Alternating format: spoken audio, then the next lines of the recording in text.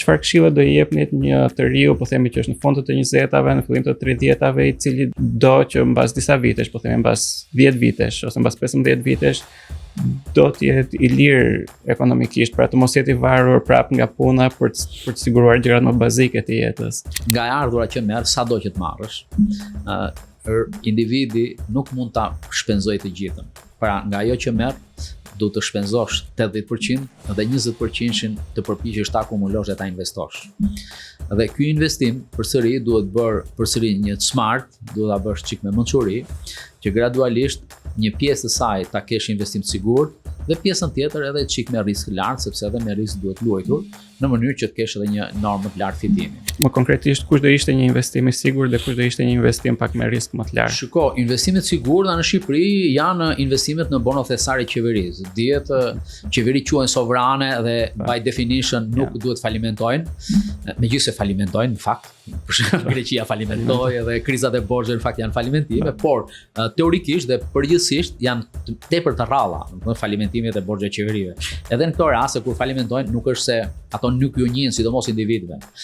Investitorëve institucional ndoshta një pjesë falet dhe pjesa tjetër ata e përfithin, por ky është një konsiderohet si investimi më i sigurt i mundshëm, edhe që përgjithsisht ofron norma më të larta interesi se sa depozita e thjesht bankare.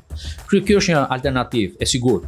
Alternativa tjera pastaj sot tregu ofron mundësira të jashtëzakonshme. Unë personalisht nuk jam shumë fancy i tyre, kriptomonedat, fjala vjenave, të cilat kanë një luhatshmëri të jashtëzakonshme, mund të bëjnë të pasur, por edhe të marrin gjithë pasurinë dhe gjithë kursimet që ke.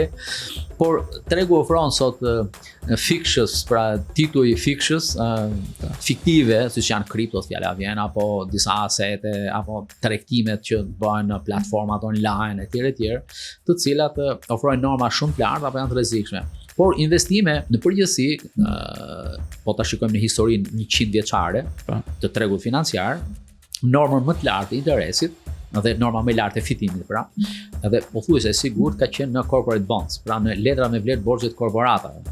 Në Shqipëri nuk është se ofrohen, se ne nuk kemi kompani të listuara në stock exchange, por mund të investosh jashtë, sepse jemi një shoqëri të hapur. Shqipëria gradualisht shpresojmë një ditë do të bëhet anëtare e Bashkimit Evropian, por individi mund të investojë edhe në tregje të huaja financiare, pra mund ndërtosh një portofol interesant. Edhe sot nuk ka nevojë edhe t'jesh atje, sepse e bën direkt nga kompjuteri, nga online. Pra sot mundësitë janë të jashtëzakonshme për të qenë investitor dhe për të siguruar fitime goxha të mira, po ti je pak smart, por edhe ti je çik i vëmendshëm dhe i kujdesshëm.